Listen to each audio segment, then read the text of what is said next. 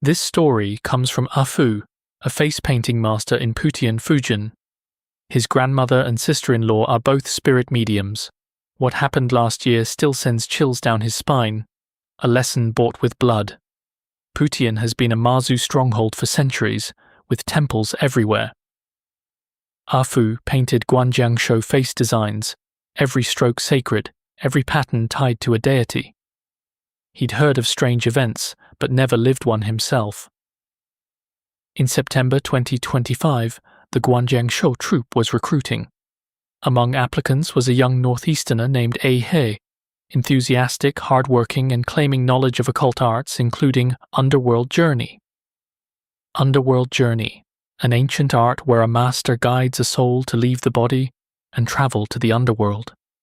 Afu's grandmother had warned, "Without orthodox lineage, don't touch it. It's playing with fire." The troupe boss, a superstitious businessman, was captivated, giving A He the best accommodations. 17-year-old Danzai was especially excited. "Brother A He, can you take me down to see my past life?" No one realized they were being driven toward a dark abyss. A He stayed about 10 days doing mysterious homework at night. On a Friday, the ritual could proceed. Oppressive weather, thunder rumbling, air thick with humidity. His room had an altar, red cloth, incense burner, altar fan, bronze bell, cinnabar, yellow paper. He turned off all lights, stuffed the door gap with a towel. In pitch darkness, only the incense tip glowed like an eerie red eye. 2 participants, Danzai and another troupe member, he blindfolded them with cinnabar-soaked cloth, wrote their birth dates on yellow paper pressed under the incense burner. Yellow paper under bare feet, heels suspended so the soul could sink. Then he began chanting. The incantation wasn't any language Afu recognized, archaic syllables with a strange, sinister rhythm. Normal master's chanting is centered and dignified like temple bells, but A He's carried an indescribable dark quality, like a winding path to darkness. He explained his method, like turning on Wi-Fi and clicking every network. Whoever connects, that's who comes. No discrimination. This was extremely dangerous. Proper underworld journey requires fasting, purification, protective barriers, invoking guardian deities. He had no protection whatsoever. The incantation rose in pitch. Ahi's body trembled. The candle flickered violently. The air grew heavy. Then, Danzai's body shot up from the stool. Not stood up, shot up, feet leaving the ground, as if invisible hands yanked him upward.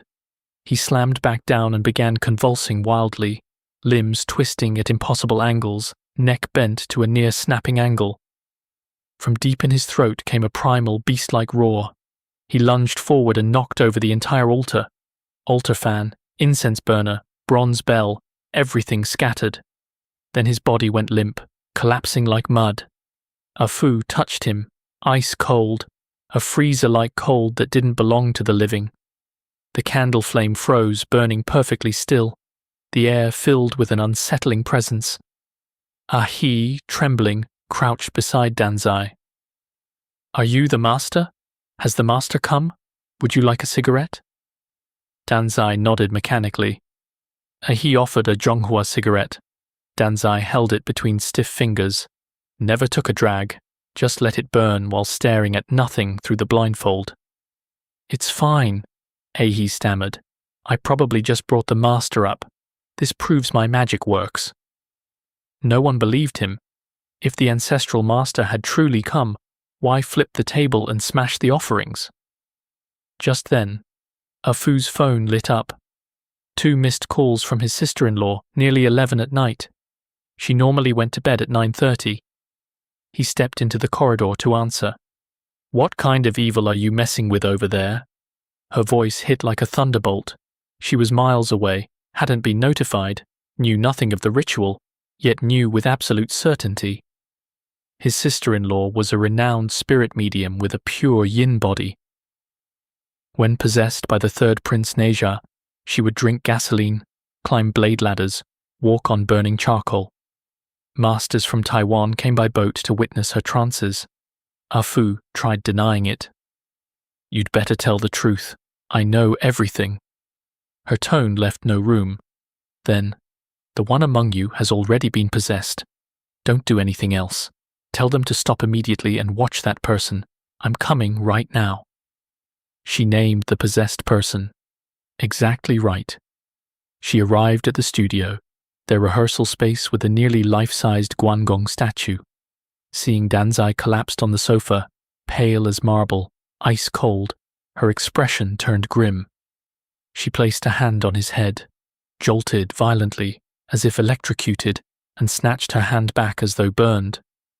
"What you summoned was not a deity, not a master. It was a wandering master." Wandering masters are deceased Taoist priests who, in life, possessed genuine cultivation abilities.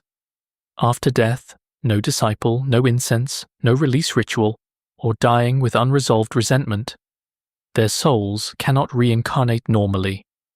They wander between yin and yang, carrying their living abilities, complete consciousness.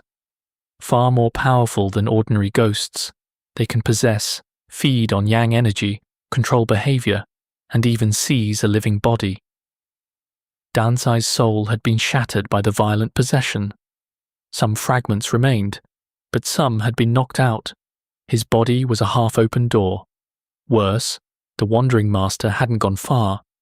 It was lurking nearby, having tasted a young, yang energy-filled body. It wouldn't give up easily.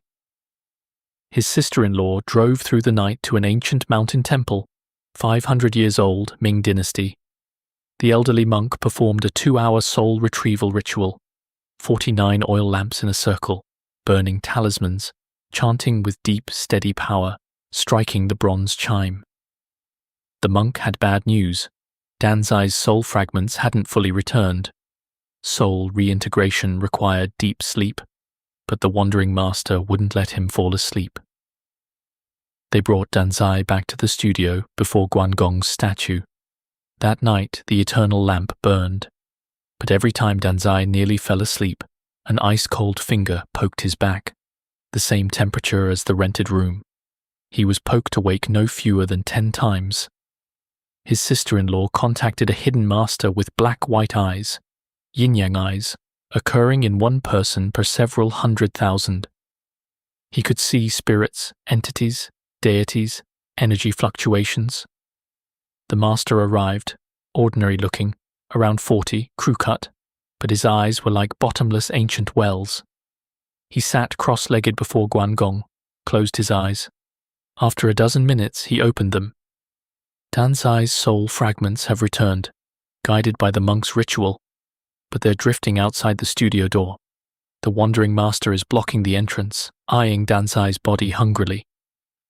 This wandering master was, in life, a sinister Taoist priest who dabbled in dark arts. He's been dead at least 100 years. No incense, no release rituals, no one remembers his name. Over 100 years of loneliness and resentment. He's tasted sweetness from Danzai, like fatty pork belly. He won't give up. The master tried negotiating, communicating on a frequency beyond human hearing. After a dozen minutes, he shook his head. His condition, Danzai becomes his spirit medium, permanently yielding half his body. In exchange, safety. No one could accept this. Force was the only option. The master released his lower altar troops, yin soldiers and yin generals cultivated through years of practice. Spirits of warriors who died in battle, guards who died protecting their lords, righteous men who died bearing grievances, recruited through rituals for incense and merit. No one could see them, but everyone felt it. Yin cold surging from deep within the marrow, temperatures dropping within minutes. Doors and windows were shut, yet something flowed through the air. Invisible figures intersecting, colliding. The eternal lamp flickered violently. The battle lasted over an hour. Finally, the master opened his eyes and exhaled. He smiled, exhausted but victorious. His troops had surrounded the wandering master, bound it with sealing chains, suppressed beneath his ritual altar under a double seal of talisman and soul-suppressing stamp. It would never come out again.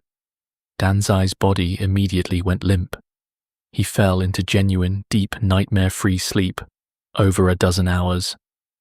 When he woke, "Why do I feel like I've been beaten up?" That night, Eiji encountered a ghost wall, riding his electric scooter in circles, same street, same shops, same streetlight.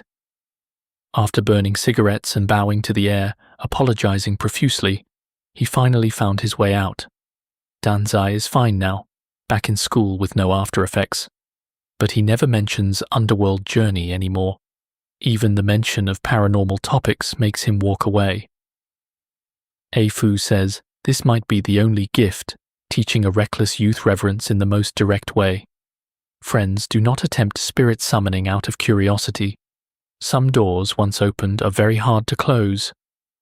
The internet is full of Underworld Journey experiences, but you have no idea who's on the other side. A master with orthodox lineage? Or a half-baked amateur who bought tutorials online? This isn't like clothes you can return. This is your life. Danzai was lucky. He had a spirit medium sister-in-law, an ancient temple monk, a yin-yang eye master. For ordinary people, the consequences are unthinkable.